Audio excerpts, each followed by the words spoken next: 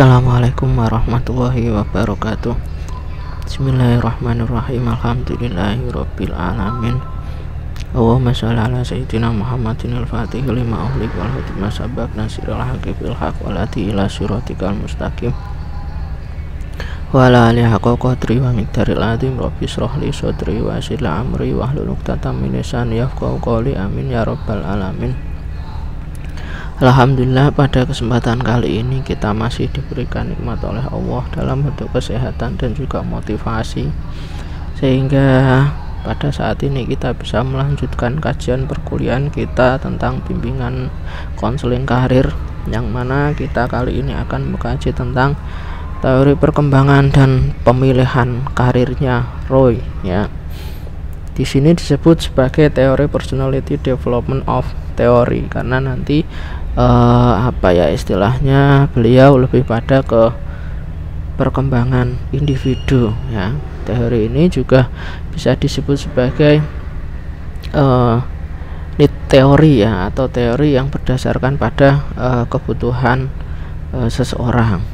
Nah, untuk lebih jelasnya, ya, ayo kita kaji tentang teori karir Roy.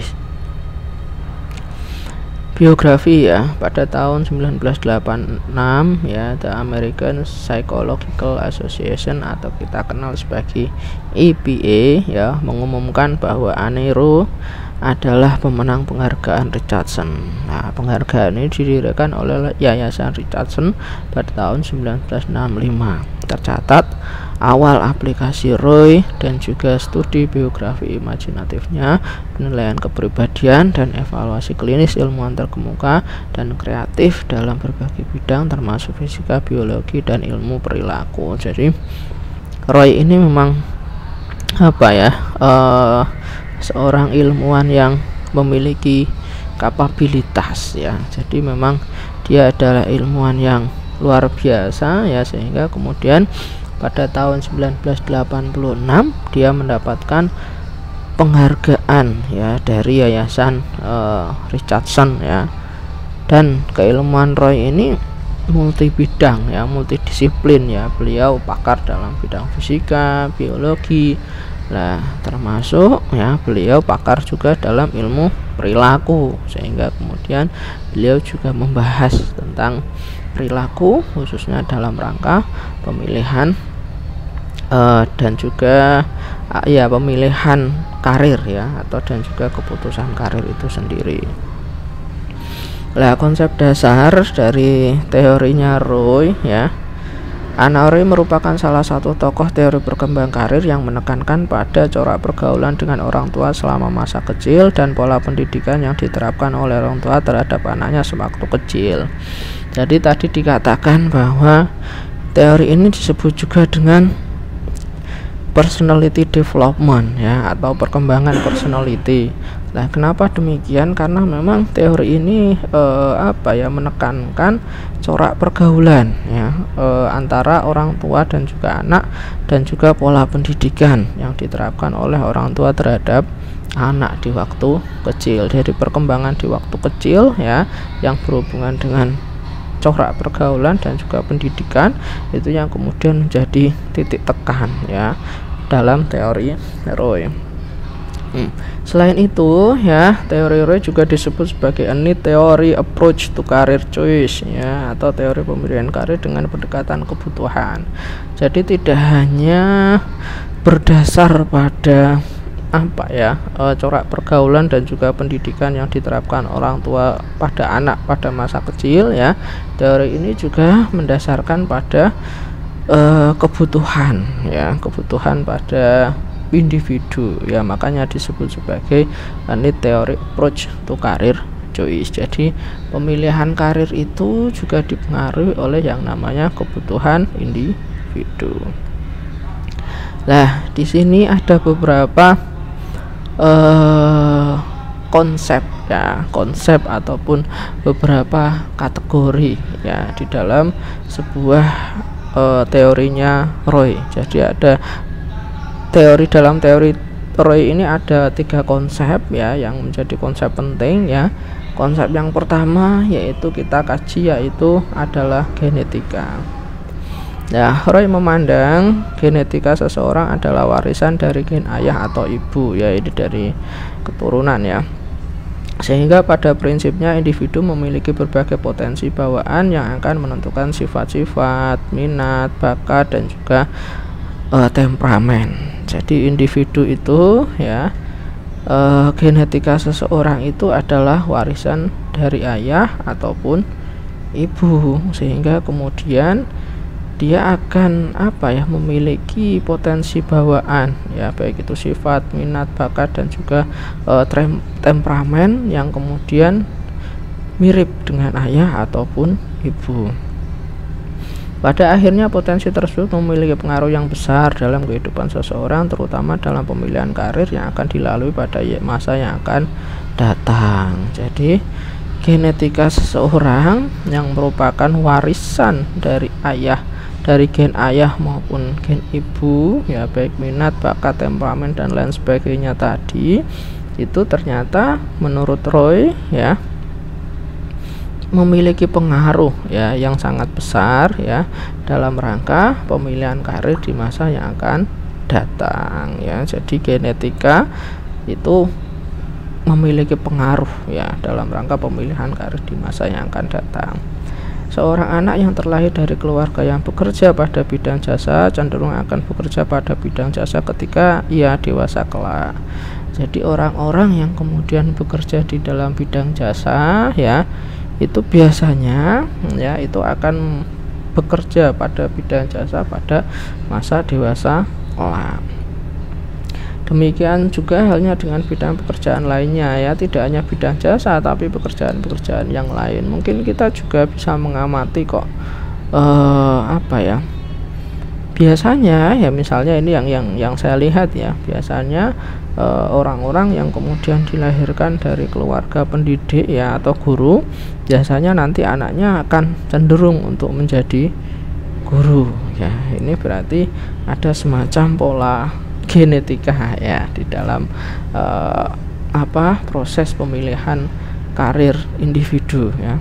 Sifat, minat, bakat dan temperamen individu diturunkan dari orang tua mereka. Jadi apa yang kemudian ada pada individu tersebut ya itu adalah warisan ataupun diturunkan dari orang tua mereka, baik itu gen ayah maupun gen ibu. Jadi genetika itu memiliki pengaruh dalam proses pemilihan karir. Nah, yang sekarang konsep yang kedua ya. Jadi kategori yang pertama tadi ya genetika ya, yang kedua konsep yang kedua yaitu pengalaman masa lalu. Berbagai pola asuh yang diterima individu pada masa anak-anak akan mempengaruhi bagaimana pilihan karirnya di masa depan. Jadi pola asuh yang kemudian diterima oleh anak ya itu akan mempengaruhi ya karirnya di masa depan. Selain itu, suasana dan iklim yang ada di keluarga juga memiliki kontribusi besar terhadap pilihan karir. Jadi tidak hanya sekedar pola asuh ternyata, tapi juga iklim ya yang ada di keluarga ya itu juga berkontribusi besar terhadap proses pemilihan karir individu. Suasana yang terjadi tersebut dapat saja berupa hal yang positif ya, seperti kasih sayang, penuh perhatian dan saling menghargai, ataupun suasana yang negatif, misalnya perlakuan kasar, kekerasan, acuh tak acuh dan keluarga yang broken home. Jadi di sini di dalam istilahnya suasana dan iklim yang ada di dalam keluarga ya, ataupun pola asuh yang ada di dalam keluarga itu ada dua, baik itu positif maupun yang negatif. Yang positif itu ya kasih sayang, penuh perhatian ya, saling menghargai ya. Kalau yang negatif itu misalnya perlakuan kasar, kekerasan, acuh tak acuh dan juga keluarga yang broken home. Ini semua bisa mempengaruhi ataupun berkontribusi terhadap pilihan karir seseorang. Nah, ini pola asuh ya. Roy ya membagi beberapa pola asuh ya, kategori pola asuh yang bisa berpengaruh terhadap karir individu.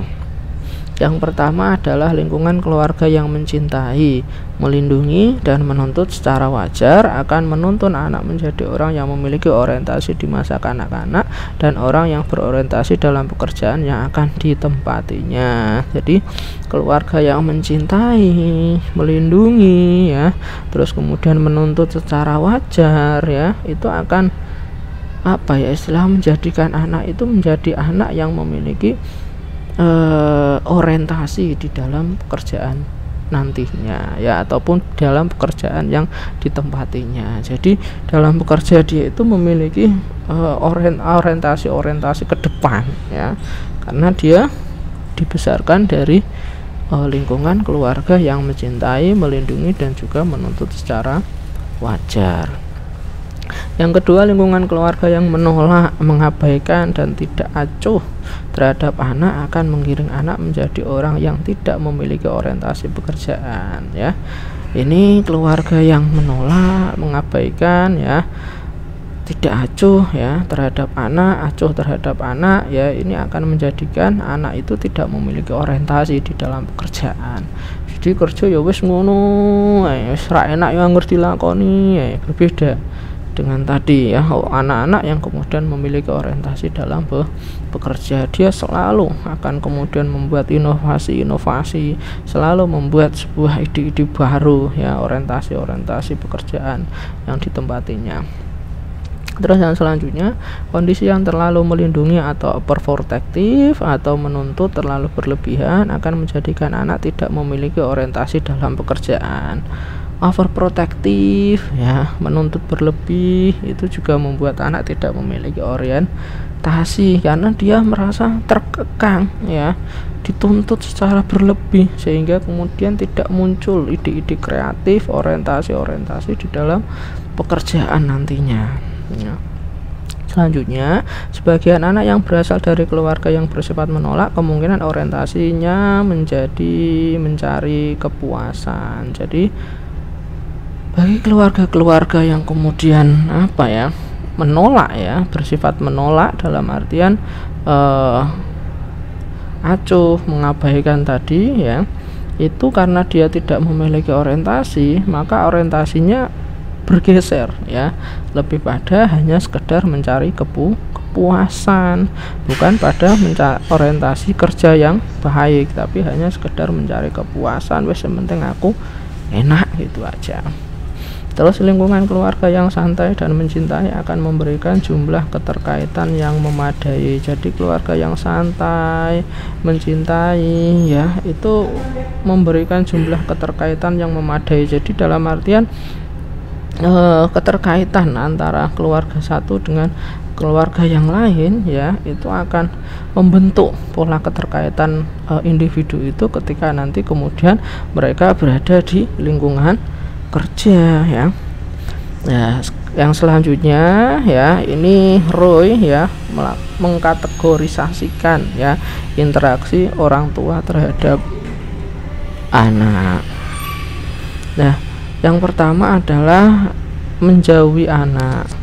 Perilaku orang tua yang menjauhi anak cenderung akan bersifat sebagai berikut. Jadi kalau orang tua itu menjauhi anak ya, nanti anak itu akan cenderung bersifat sebagai berikut: menolak ya, dingin, bermusuhan, menunjukkan kekurangan, dan mengabaikan preferensi dan opini-opini anak ya. Kalau kita menolak biasanya akan cenderung seperti itu. Terus yang selanjutnya, perilaku mengabaikan ya, ini cenderung akan memunculkan sikap memberikan perawatan fisik yang minim, tidak memberikan afeksi ya, ataupun perasaan kasih sayang ya, dingin tetapi tidak menghina. Terus yang ketiga adalah konsentrasi emosional pada anak ya. Jadi ini yang pertama adalah kategori menjauhi anak. Yang kategori yang kedua adalah pemusatan perhatian pada anak, yaitu memiliki dua kategori. Yang pertama overprotective ya, memberikan perlindungan berlebihan, ya cenderung hangat, terlalu baik, penuh kasih sayang, membolehkan sedikit kebebasan pribadi, melindungi dari yang menyakitkan. Jadi melindungi, ya, over. Terus over demanding, ya, terlalu menuntut, cenderung dingin, menentukan standar-standar tinggi, mendesak untuk memperoleh prestasi akademik yang tinggi, dalam membentuknya yang ekstrim dan cenderung menolak. Nah, kategorisasi yang ketiga, ya, pola yang ketiga ada lagi, ya, pola penerimaan terhadap anak dibagi menjadi dua, ya. Yang ketiga adalah pola penerimaan anak, ya. Yang ketiga, yang pertama santai atau casual, ya, sedikit kasih sayang, responsif, kalau pikiran tidak kacau, tidak habis pusing tentang anak, membuat beberapa peraturan dan tidak melaksanakannya, ya. Terus kemudian penuh kasih sayang atau loving, memberikan perhatian hangat dan penuh kasih sayang, membantu dengan rancangan-rancangan, menggunakan penalaran dan bukan hukuman, mendorong independensi. Lah, dari pola-pola interaksi ataupun kategori-kategori interaksi pada anak, ya, ini ada konsekuensinya. Menurut Rowe, dari kategori emosional yang ada di dalam rumah tersebut, kategori penuh kasih sayang, overprotective, dan over demanding akan cenderung menghasilkan seseorang yang kejuruannya ataupun orientasi karirnya berorientasi pada kontak dengan orang lain atau person oriented. Jadi keluarga yang penuh kasih sayang, kemudian overprotective, kemudian over demanding, ya, akan cenderung menghasilkan anak atau seseorang yang berorientasi pada pekerjaan yang sifatnya adalah kontak dengan orang lain atau person oriented, ya. Nah, person oriented, ya, misalnya jasa, ya, dan lain sebagainya itu, ya, pokoknya intinya pekerjaan-pekerjaan yang kemudian berhubungan dengan orang lain, ya, organisasi, ya, terus bisnis, ya, itu, terus pendidikan, ya, guru, ya, itu kan berhubungan dengan orang lain.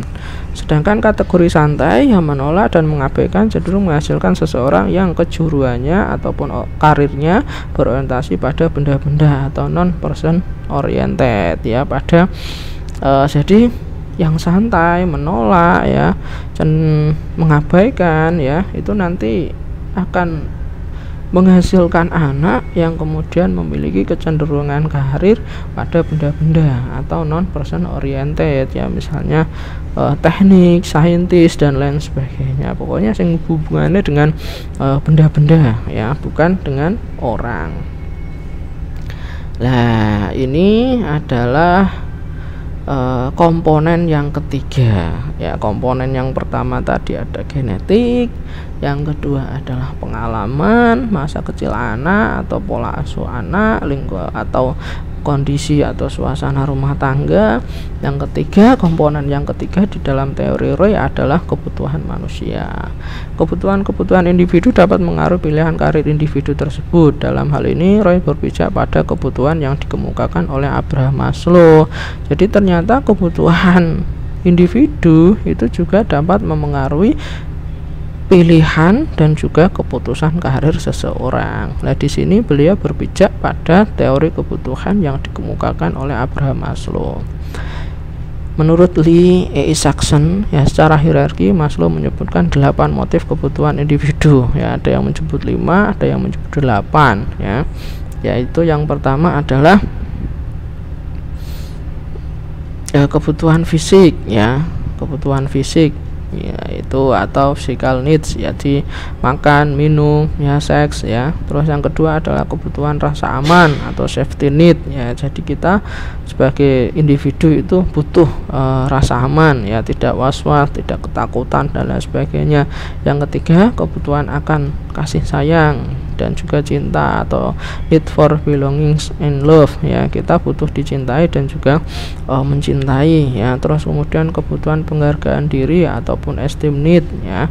Yang kelima, kebutuhan akan pengetahuan dan pemahaman atau need know and understand ya. Jadi kita butuh pengetahuan, terus kebutuhan estetika ya, aesthetic need atau kebutuhan seni, terus kemudian kebutuhan aktualisasi diri ya ataupun actualization need, dan yang kedelapan adalah kebutuhan dengan yang kuasa ataupun dengan Tuhan, yaitu transcendent need ya. Jadi ini 8 kebutuhan ini akan mempengaruhi pilihan karir dan juga keputusan karir individu. Kebutuhan-kebutuhan yang terpuaskan secara rutin tidak menjadi motivator yang tidak disadari. Jadi kalau kemudian kebutuhan itu terpuaskan secara rutin, itu kemudian biasa-biasa saja, tidak akan menjadi motivasi atau pendorong bagi suatu karir seseorang. Terus kebutuhan-kebutuhan untuk jenjang yang lebih tinggi seperti kebutuhan aktualisasi diri ya akan tidak muncul sama sekali jika jarang terpuaskan. Sebaliknya, kebutuhan yang berada pada jenjang yang lebih rendah justru akan menjadi motivator dominan jika jarang terpuaskan. Jadi kalau kebutuhan aktualisasi diri ya itu tidak akan muncul kalau kemudian tidak pernah atau jarang terpuaskan, sulit untuk dicapai, sehingga kemudian dia merasa alah lapo tahan kan gitu ya, karena tadi ya lebih tinggi tadi. Tapi justru ya kebutuhan-kebutuhan yang lebih rendah ketika kemudian jarang terpuaskan itu akan menjadi sebuah dorongan tersendiri untuk kemudian meraihnya ya. Terus kemudian kebutuhan-kebutuhan yang terpuaskan setelah tertunda agak lama akan menjadi motivator yang tidak disadari pada situasi tertentu. Jadi kalau kebutuhan-kebutuhan itu kok tidak terpuaskan sangat lama ya, tertunda agak lama, itu akan menjadi pendorong bagi seseorang individu. Dan selanjutnya jenis pekerjaan ya, person oriented.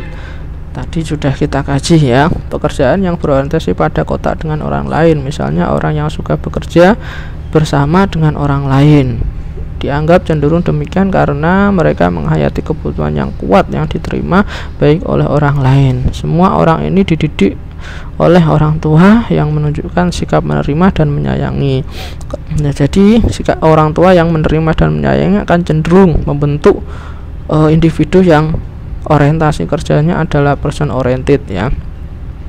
Nah, kelompok ini adalah misalnya jasa ya, kontak bisnis ya, organisasi, kebudayaan ya. Kebudayaan ini untuk menjaga kelestarian kebudayaan misalnya adalah pendidikan, kemudian seni dan juga hiburan ya. Ini orang-orang dengan person oriented yang kemudian dibentuk dari sikap orang tua yang menerima dan juga menyayangi. Yang selanjutnya adalah non-person oriented, merupakan pekerjaan yang berorientasi pada benda-benda. Pekerjaan non-person oriented ini biasanya adalah orang-orang yang lebih suka bekerja dengan menangani barang atau benda tanpa mencari kontak dengan individu di sekitarnya. Itu dianggap kecenderungan demikian karena mereka menghayati kebutuhan yang kuat untuk merasa aman dan terlindung dari bahaya. Jadi lebih pada ke benda-benda ya, misalnya teknik ya, terus kemudian TI ya, orang-orang teknologi informasi itu, terus kemudian saintis ya, itu kan pada orientasinya pada benda-benda. Tingkat pekerjaan ya tak terampil ya, pekerjaan pada tingkat ini tidak membutuhkan keahlian atau pendidikan khusus ya, ini tak terampil. Kemudian seni terampil ya, pada tingkatan ini telah menuntut adanya keterampilan pengalaman khusus namun belum mensyaratkan adanya kemandirian dan inisiatif yang tinggi. Jadi sudah ada ya, cuman tidak menuntut kemandirian. Terampil pekerjaan pada tingkat ini menuntut adanya keterampilan dan pendidikan khusus ya, sudah mulai ya. Terus kemudian seni profesional dan bisnis kecil, pekerjaan pada tingkat ini telah menuntut adanya tanggung jawab dalam skala rendah dan kebijaksanaan untuk diri sendiri. Misalnya lulusan kejuruan ya, itu masuk semi profesional. Terus kemudian profesional tingkat kedua mensyaratkan adanya kemandirian dan tanggung jawab yang besar serta telah menerapkan sistem manajerial yang baik, misalnya jenjang sarjana ataupun jenjang magister ya. Terus profesional tingkat pertama secara mandiri telah mampu untuk berkarya cipta dan menerapkan sistem manajerial yang baik, ini yang berpendidikan tinggi ya, setingkat doktor atau profesor, yaitu profesional tingkat pertama. Pemilihan pekerjaan ya, Roy berpendapat bahwa pemilihan sebuah kategori karir ya atau okupasi terutama didasarkan atas struktur kebutuhan individu, tetapi tingkat pencapaian dalam suatu kategori lebih terkandung pada tingkat kemampuan dan latar belakang sosioekonomi individu. Iklim hubungan antar anak dan orang tua merupakan kekuatan utama yang membangkitkan kebutuhan minat dan sikap yang kemudian tercermin dalam pemilihan pekerjaan. Jadi walaupun ya pemilihan karir ya itu didasarkan pada kebutuhan individu ya, tapi pencapaian karir tersebut itu tergantung pada latar belakang sosioekonomi individu, yaitu hubungan antar anak dan juga orang tua ya. Itu jadi antara kebutuhan dan juga pola asuh tadi ya, pengalaman, itulah yang kemudian bisa membentuk ya orientasi karir ataupun pilihan karir seseorang. Terus kelebihan ya, ada kelebihan, ada juga kekurangan. Kelebihannya, teori lebih mengutamakan pada pemilihan karir dengan pendekatan kebutuhan, kombinasi antara hubungan orang tua, anak-anak pada masa dini, pengalaman di lingkungan, faktor-faktor genetik menentukan perkembangan struktur kebutuhan itu. Jadi kebutuhan, interaksi anak, kemudian genetik itu menentukan karir seseorang. Individu kemudian belajar untuk memuaskan kebutuhan tersebut. Intensitas kebutuhan merupakan faktor penentu utama yang memotivasi individu untuk mencapai tingkat hierarki yang lebih tinggi dalam suatu struktur pekerjaan. Jadi dalam bekerja ya, faktor kebutuhan ataupun faktor pemuas kebutuhan individu itu mempengaruhi ya motivasi individu dalam mencapai tingkat hierarki kebutuhan yang lebih tinggi. Jadi kebutuhan individu itu bisa memacu, bisa memotivasi seseorang dalam bekerja ataupun dalam berkarir. Roy telah memberikan kontribusi yang besar pada konseling karir, yaitu dengan mengarahkan banyak perhatian pada periode perkembangan masa kanak-kanak. Jadi Roy menyumbangkan kontribusi yang sangat besar, yaitu bahwa masa kanak-kanak itu, perkembangan masa kanak-kanak itu memiliki pengaruh terhadap proses pemilihan dan juga pengambilan keputusan di dalam karir. Nah, kekurangannya ya perbedaan interaksi orang tua dan anak menghasilkan perbedaan dalam pemilihan pekerjaan. Nah, ini kalau kemudian ya antara orang tua dan juga anak ya, ini kemudian ternyata ada apa ya istilahnya tidak kemudian selamanya interaksi antara anak dan juga orang tua itu kemudian memunculkan suatu pilihan karir. Tapi kadang-kadang beda, misalnya orang tuanya jadi guru misalnya ya, dididik jadi guru di keluarga guru, terus kemudian ternyata anaknya pengen jadi arsitek misalnya. Lah ternyata banyak yang seperti itu. Lah ini menjadi sebuah kelemahan. Ternyata interaksi orang tua dan juga anak itu juga apa ya ternyata juga memunculkan perbedaan di dalam pilihan karir seseorang. Pendapat Roy bahwa interaksi orang tua dan anak berpengaruh terhadap pilihan pekerjaan di kemudian hari ternyata sulit divalidasi ya. Jadi memang validitasnya sulit untuk divalidasi karena apa tadi, ada yang kemudian cocok, ada yang kemudian tidak sesuai. Jika terjadi perbedaan antara keinginan orang tua dan ketidaksesuaian dengan minat dan bakat anak, maka pandangan ini tidak akan sesuai bagi konselor karir, sehingga konselor akan mengalami kesulitan dalam mengarahkan karir anak, dan konselor perlu waktu untuk menyesuaikan kondisi yang dihadapi tersebut ya. Konselor akan memiliki kesulitan jika antara orientasi orang tua dan juga minat atau bakat yang terdapat dalam anak ini berbeda, sehingga kemudian konselor butuh waktu dalam rangka menyelesaikan problem tersebut, karena tadi ternyata juga tidak sesuai ya dengan teorinya Roy yang mengatakan bahwa genetika, kemudian pola asuh itu berpengaruh atau berkontribusi besar terhadap karir. Ternyata tidak selamanya demikian, sehingga kemudian konselor kesulitan jika kemudian terdapat perbedaan antara keinginan orang tua, pola asuh orang tua, genetika orang tua dengan minat dan juga bakat yang ada pada individu atau yang ada pada anak, ya. Sehingga perlu waktu untuk menyelesaikan problem itu, ya. Oke, terima kasih ya atas perhatian, atas semoga bermanfaat dan tetap jaga kesehatan. Dari saya cukup sekian. Wa ma fiqil aqwami thoriq. Assalamualaikum warahmatullahi wabarakatuh.